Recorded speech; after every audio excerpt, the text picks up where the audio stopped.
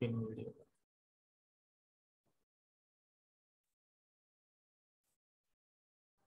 Okay, we'll have the first chapter of chemistry taken, which mentions about the types of chemical reactions, something we had studied earlier. So I'll start off with that, the types of chemical reactions. All right. Any chemical change is a permanent change in which a new substance is formed, and new substance is identified because characteristics of the new substance is different from that of the original one. Therefore, we say the chemical reaction has taken place. All right. So now let's study about the types of chemical reactions. The first one is the reaction of combination.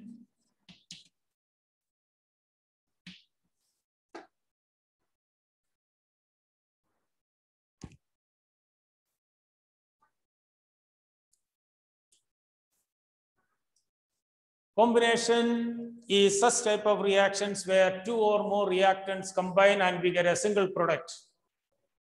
Number of reactants combine to produce a single product, and such reaction is called reaction of combination. Now, for example, carbon burns in oxygen, we get carbon dioxide. Number of reactants, don't just think that only two reactants combine. Any number of reactants combine and we get a single product, and that reaction is called reaction of combination. Understood it clearly? So you can note down. Reactants are those which take part in the chemical reaction. Reactants are chemicals that take part in the chemical reaction. And the products are those which are formed after the reaction. Reactants are those chemicals which take part in the chemical reaction, and products are those which are obtained after the reaction. Clear? Combination is one such reaction where number of reactants are more and the number of product is only a single one. Understood it? So we say two or more reactants combine to form a single product, and such reaction is called reaction of combination. And what is most important as far as this combination is concerned, when any reaction of combination takes place, there will be energy release. Number of reactants combine and we get a single product, and with the release of energy, and that reaction is called reaction of combination. Hydrogen burns in oxygen to produce water. A lot of heat is released. That is a reaction of combination. Understood it? Any number of reactants combine and we get a single product.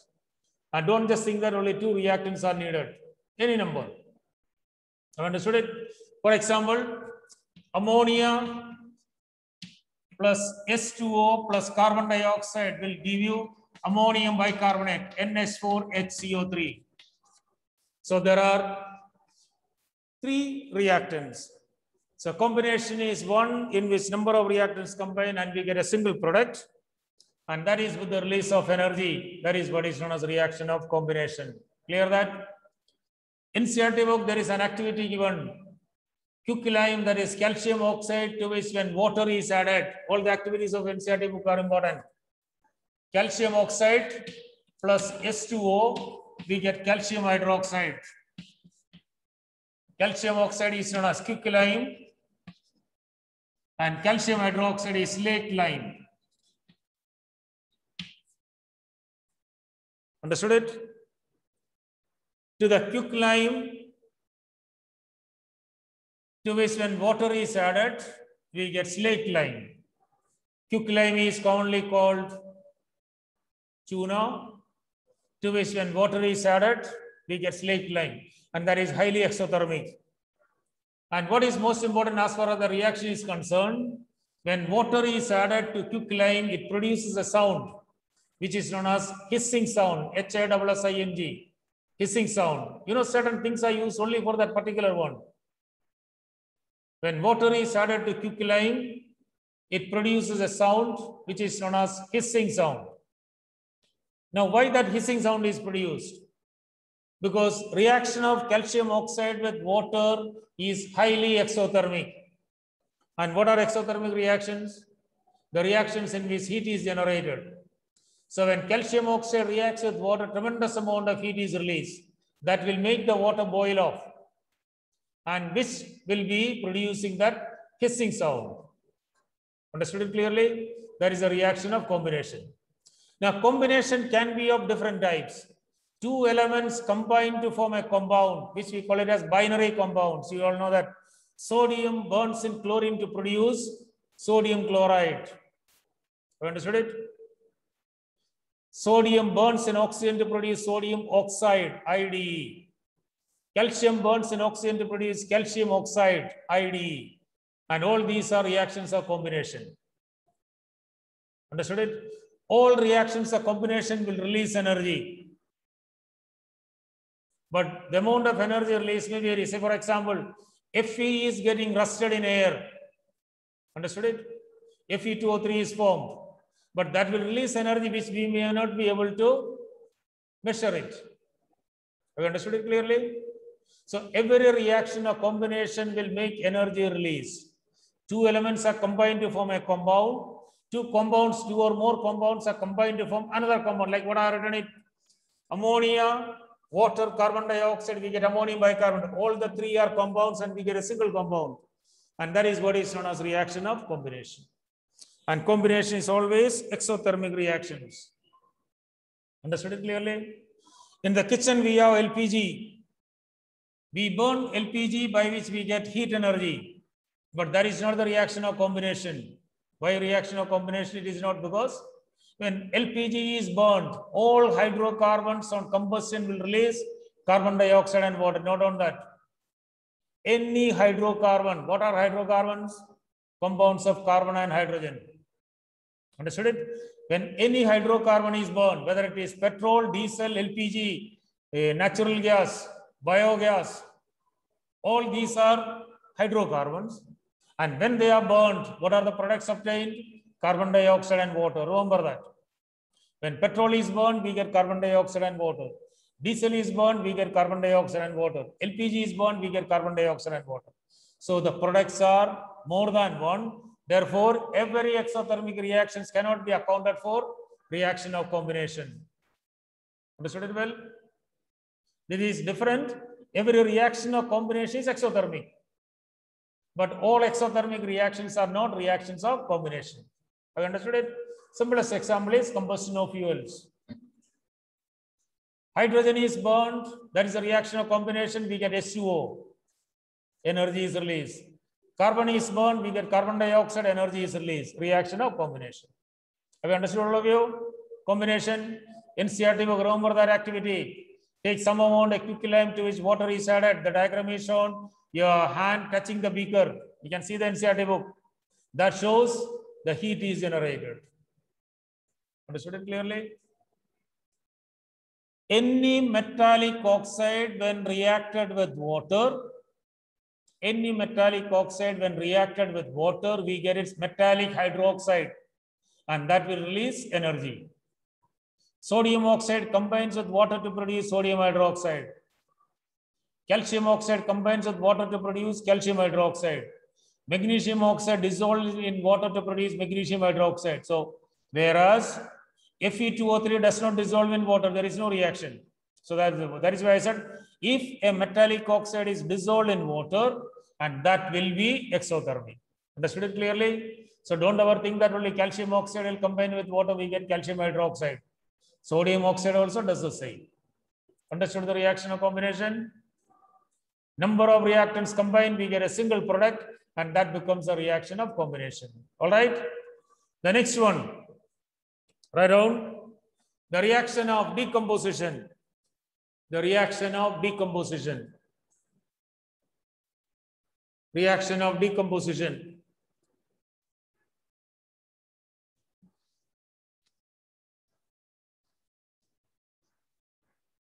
In which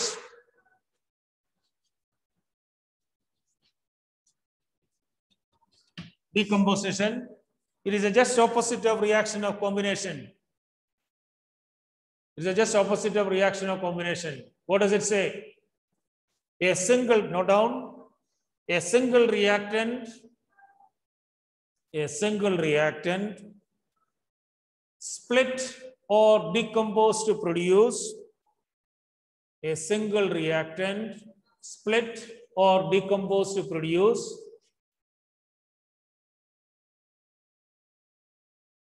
single reactant split or decompose to produce more than one product,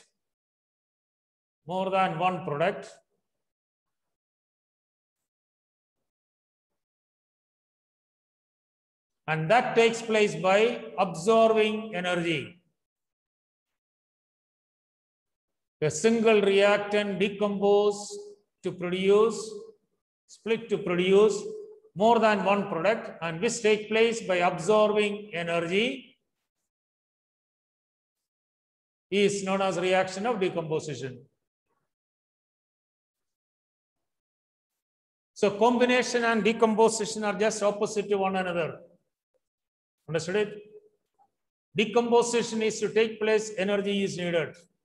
And the three different forms of energy which favors the chemical reactions are heat energy, light energy, and electrical energy or electricity. Understood it clearly? We have studied in 9th standard potential and kinetic energy. You take a stone, place it up, it has got potential energy. Drop it down, it's kinetically, its potential changes to kinetic, but no chemical reaction take place. So chemical reaction will be taking place when energy is absorbed in the form of heat or light or electricity. Have you understood it clearly? Therefore, note down. Decomposition by absorbing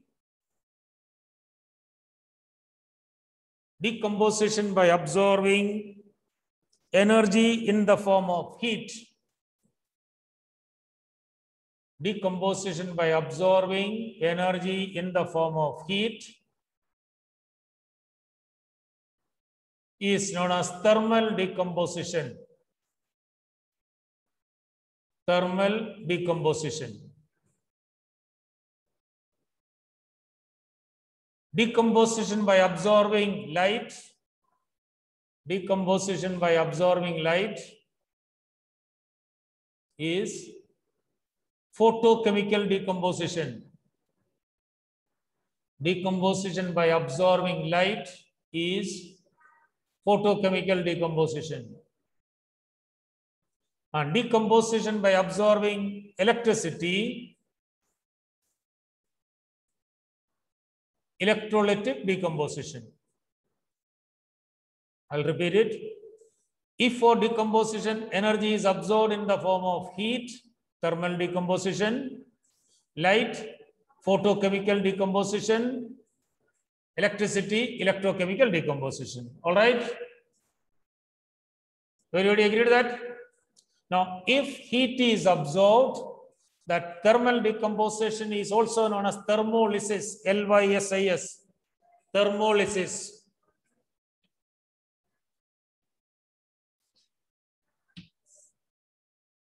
Thermolysis is thermal decomposition. Electrolysis, electrolytic decomposition. And photolysis is photochemical decomposition. Clear? One word for thermal decomposition is thermolysis. Electrolytic decomposition is electrolysis. And photochemical decomposition is photolysis. Everybody clear that? Oh, that is confirmed. Understood. So thermal decomposition, thermolysis, electrolytic decomposition, electrolysis, and photochemical decomposition, photolysis. Clear? Okay. Now let's take thermal decomposition. We can note down this. Any metal carbonate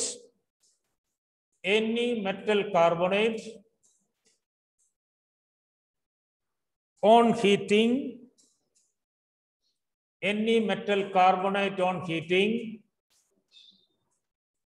decompose and forms metallic oxide and carbon dioxide. Any metal carbonate on heating decompose and forms metallic oxide and carbon dioxide. Now, you know, what happens when calcium carbonate is heated? We get calcium oxide and carbon dioxide. Understood it? What happens when sodium carbonate is heated? Sodium oxide and carbon dioxide. What happens when FeCO3 is heated? FeO plus CO2. Have you understood it clearly? In CRT book, the activity what is going to, I'll tell you that, but any carbonate when heated decompose and we'll be getting metallic oxide and carbon dioxide. Understood the concept clearly? Calcium carbonate on heating decompose, we get calcium oxide and carbon dioxide. All right. One more statement you read, because these all we need to learn it later. Write down. Any metal bicarbonate on heating, any metal bicarbonate on heating, metal bicarbonate, say for example, sodium bicarbonate, NaHCO3. Any metal bicarbonate on heating decompose and form their respective carbonate, carbon dioxide and water.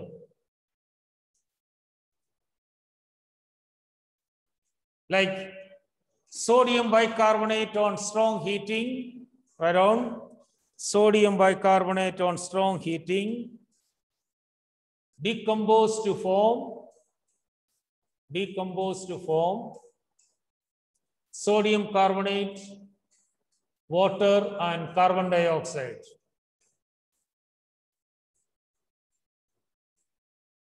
Clear? Sodium bicarbonate on heating decompose to produce sodium carbonate, water and carbon dioxide.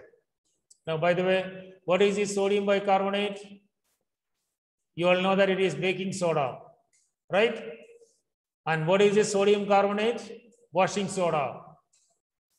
So if a question is asked, what happens when baking soda is heated? What do we get? Washing soda, carbon dioxide and water. Understood clearly? The equation we can write on it. NaHCO3 on heating will be forming Na2CO3 plus S2O plus carbon dioxide. NaHCO3 is baking soda and this is Na2CO3 is washing soda. We will be studying about these compounds in the later class, means next chapter. So if a question is asked, how do we prepare washing soda? One line answer. By heating baking soda, we get washing soda. Understood it clearly? How do we prepare washing soda? Washing soda is prepared by heating baking soda. And what is baking soda? Sodium bicarbonate. So whatever it is, calcium bicarbonate on heating decompose, we get calcium carbonate, carbon dioxide and water. Clear this? Any bicarbonate on heating decompose, we get carbonate, carbon dioxide and water. Carbonate on heating decompose, metallic oxide and carbon dioxide. Clear? Now, coming back to the activity that is given, thermal decomposition of, there is a term given. What happens when ferrous sulfate is heated? FeSO4, 7H2O is known as green vitriol.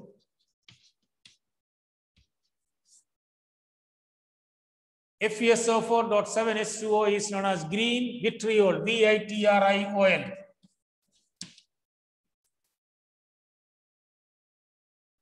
Green vitriol. All right. Now the color itself, the term itself says this compound is slightly greenish in color. So FeSO4.7H2O is green vitriol because Fe salts, Fe2 plus salt is greenish in color, therefore it is known as green vitriol. You all know that what is blue vitriol? Is copper sulfate 5H2O. Anyway, that we'll be studying later. So what happens when this substance, this compound is heated? When it is strongly heated, first this H2O is gone, separated, water of crystallization. We have studied about water of crystallization. there are certain compounds which are crystalline in nature due to the presence of certain number of molecules. FeSO4.7H2O is green vitriol crystals. And what are crystalline materials? You know that substances are broadly classified into two, crystalline and amorphous. Understood it? Crystallines are those which have a constant geometrical shape. You talk about sugar. Sugar, we say it is cubical crystalline in nature. You take the one sugar piece and you study it under a magnifying glass, it is cubical in shape. So we say sugar is crystalline. Common salt is crystalline. And non-crystalline substances are known as amorphous. Understood it clearly? A-M-O-R, amorphous, P-H-O-U-S.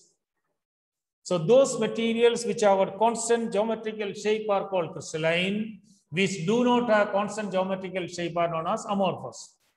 So green vitriol is crystalline due to the presence of 7H2O. Therefore, this 7H2O is known as water of crystallization. Understood it?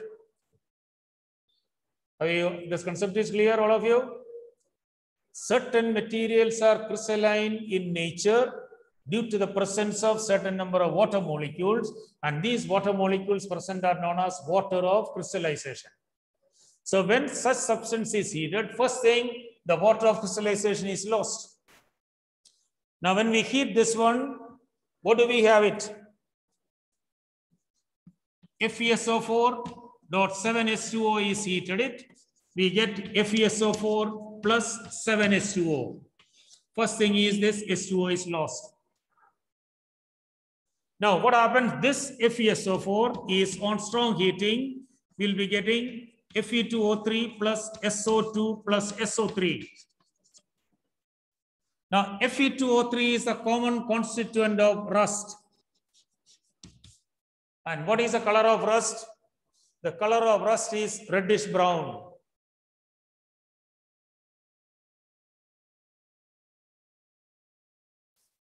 Now you can understand the entire concept of heating green vitriol. What do you observe when green vitriol is heated? What do you observe? Green vitriol, color is green, right? After some time, you see the color gets changed into reddish brown because the final product is Fe2O3. And Fe2O3 is rust. And what is the color of rust? Color of rust is reddish brown. So when green vitriol is strongly heated, it gets converted into reddish brown material. Understood it? Reddish brown means it is due to the formation of rust. Now, what is your chemical observations? The water of crystallization is lost. Then the green color getting changed into reddish brown and SO2 and SO3. What are these gases? What is mentioned is they have got the smell of burning sulfur. So what would be your final observation? When green vitriol is heated, the color change. The green color disappears and it forms reddish brown. Understood first? That is what for us a normal person to see. You have taken green vitriol, heat it, and you see the green color is disappeared and it is gone to reddish brown. Now, chemically, what is taking place? This is physical. With our naked eye, we see what is happening. Now, what is actually taking place? Actually taking place is this. FeSO4.7H2O when strongly heated getting converted into Fe2O3, SO2 and SO3. This is the thermal decomposition of green vitriol. Have you understood it clearly? Any doubt, anybody? The doubt classes will be cleared in later. See, in case a question is asked, what happens when green vitriol is heated? Your answer must be, first thing, the green color changes into reddish brown. Then the chemical behavior. What is the final product formed? Fe2O3, SO2 and SO3. SO2, sulfur dioxide and sulfur trioxide, it is written, it has got the smell of burning sulfur. So what is the final conclusion? Green vitriol is greenish in color, odorless. It does not have any smell. When that is heated, we get the smell of burning sulfurous gas plus Fe2O3 is formed. Have you understood it clearly? This is about the thermal decomposition or thermolysis. Clear? The next one, electrolysis.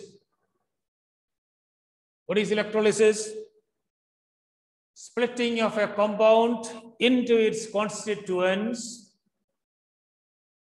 Splitting of a compound into its constituents with the help of electricity.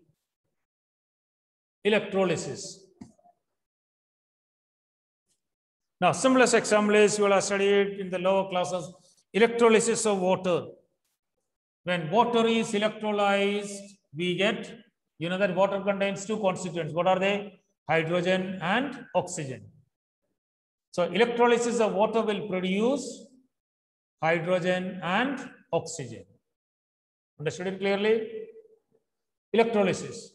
The splitting of a compound into its constituents by passing electricity is known as electrolysis. So water on electrolysis will produce hydrogen and oxygen. Understood it? And how this electrolysis of water is carried out? How this electrolysis of water is carried out? The electrolysis of water is carried out in an instrument which is known as voltameter. It is VOLTA, voltameter. We have a container in which two electrodes are placed. One is connected to the positive terminal anode. The second one is negative terminal cathode.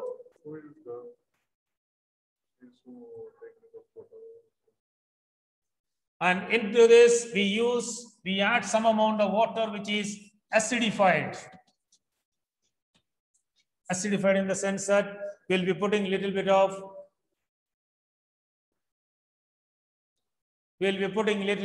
one or two drops of HCl, any alkali, any salt.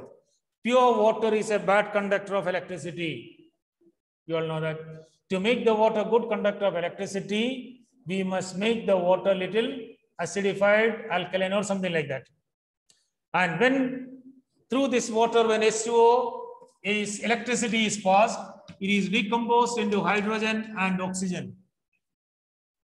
It is decomposed into hydrogen and oxygen.